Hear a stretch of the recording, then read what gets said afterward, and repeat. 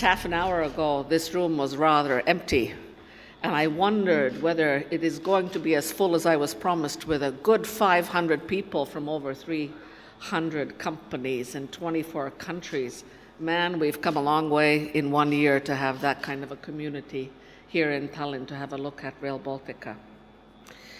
It's our honor today to apprise you both on the Rail Baltica project development as well as tenders in 2018 with an outlook to 2019.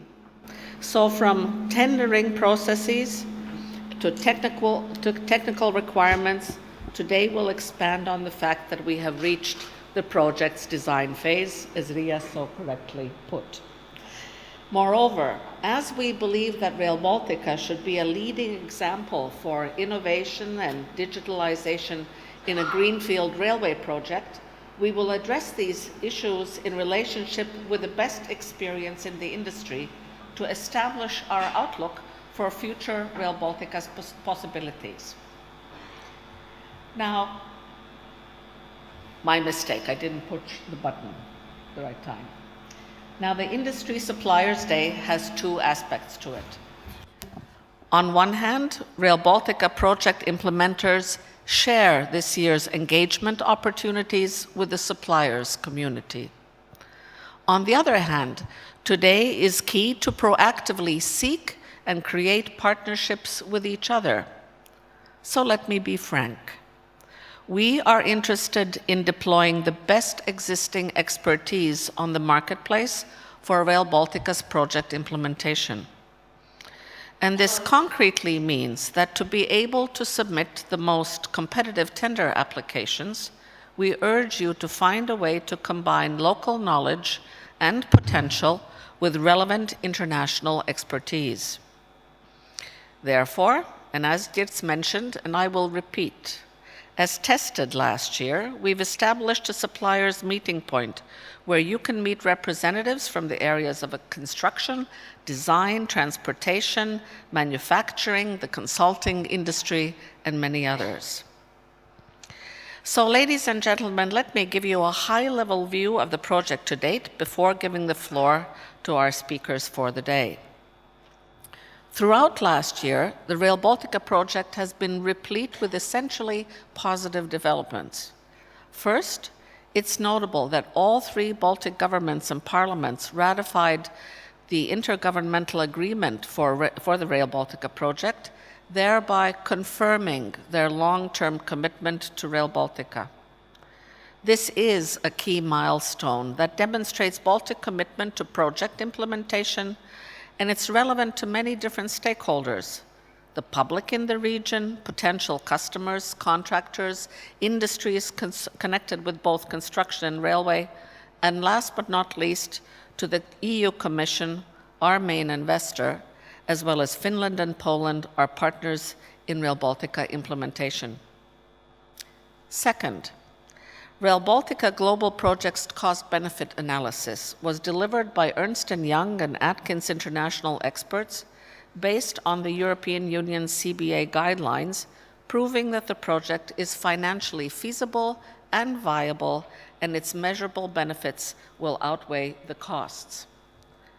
Third, all Rail Baltica entities demonstrated great teamwork by managing to enter the design phase of the Rail Baltica project in 2017. And we're repetitive about it because it wasn't so self-evident and it wasn't so easy, but we did it.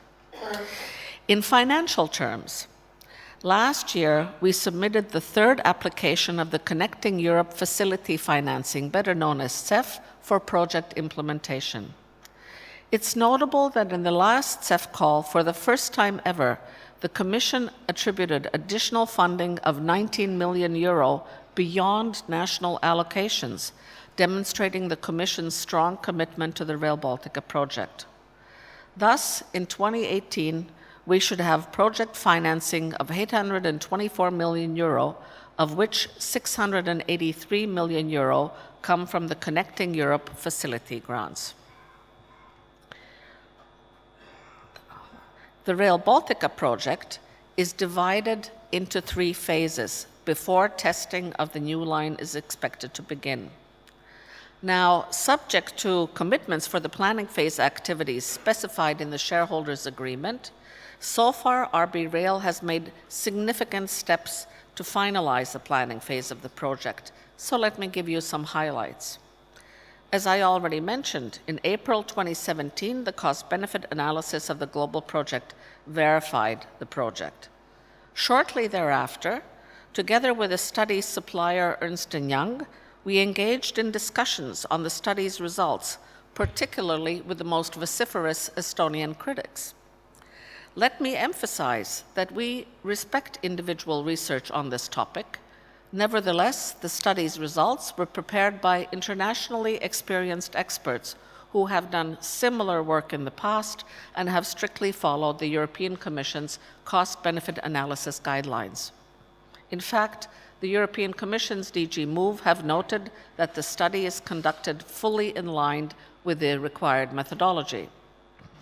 The CBA estimated that the preliminary investment costs of the project at 5.8 billion euro for the three countries, resulting in 16.2 billion euro worth of socio-economic benefits. Secondly, the Rail Baltica route is aligned in all three Baltic countries with finalization of the section Kaunas to the Lithuanian-Polish border, subject to completion of the upgrade feasibility study quite soon. And clearly, many other studies are still underway, described in the course of today. But importantly, each country has commenced land acquisition for the route. In 2017, we began Rail Baltica's design phase. But what does this actually mean?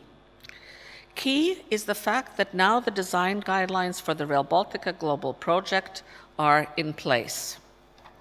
There are a few small official steps to take to gain approval from remaining member states, but we expect this to be completed by the end of this week, and you will be introduced to the design guidelines today.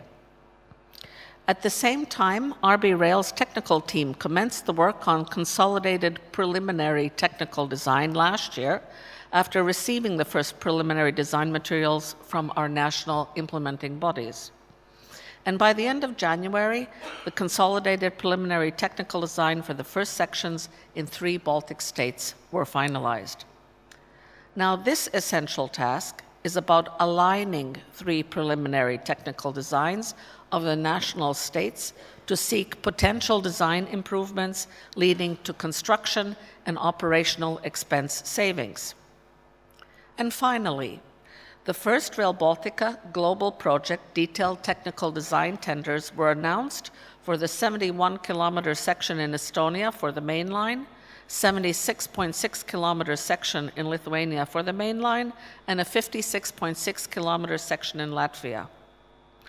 But prior to finalizing these tenders, we decided to take the time to meet 30 European, including Baltic railway design suppliers, to discuss their vision on the best railway design practice that could be applicable to Rail Baltica implementation. This was a very valuable exercise, and we thank those of you that engaged in this discussion because many of you are in the room today. Now this year, our main focus is on design of the main railway line by finalizing work on the comprehensive preliminary technical design in the 3 countries. A challenging task, as it entails evaluating national studies to be able to design a consistent railway corridor. Special focus is on the detailed technical design tendering process in Estonia and partly for Latvia and Lithuania.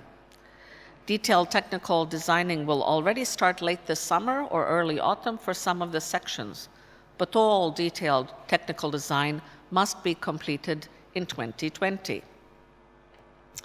Now, undoubtedly, Rail Baltica is a national and regional project, but also a project with European added value. While there's no geographic discrimination to any suppliers, we are aware that the Baltic supplier industry is concerned that they have equal opportunities to participate in our tenders. And the first year has borne out that Baltic companies are as good as others in the procurement process.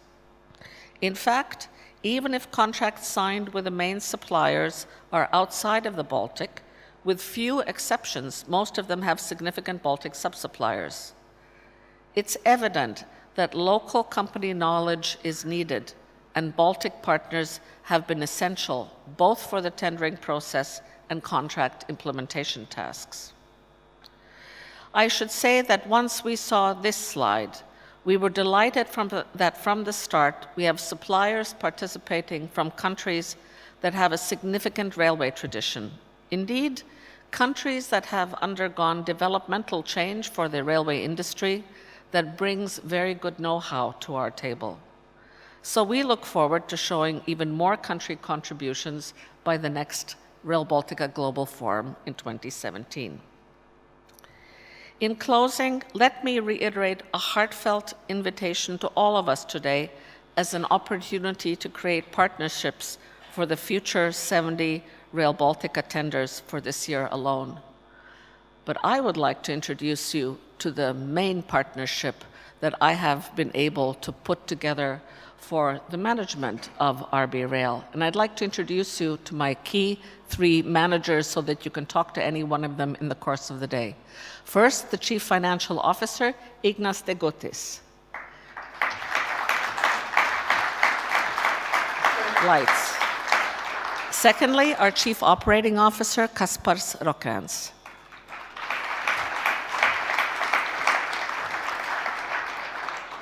And the last and newest addition to this quartet of a partnership, the Chief Technical Officer, Mart Nielsen.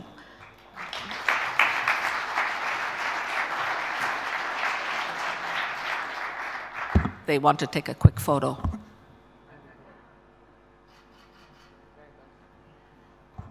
And as we finish the photo, thank you very much to my colleagues. We would like to present you with a video of Rail Baltica as you can see it today. Thank you. Welcome to Rail Baltica. What is it?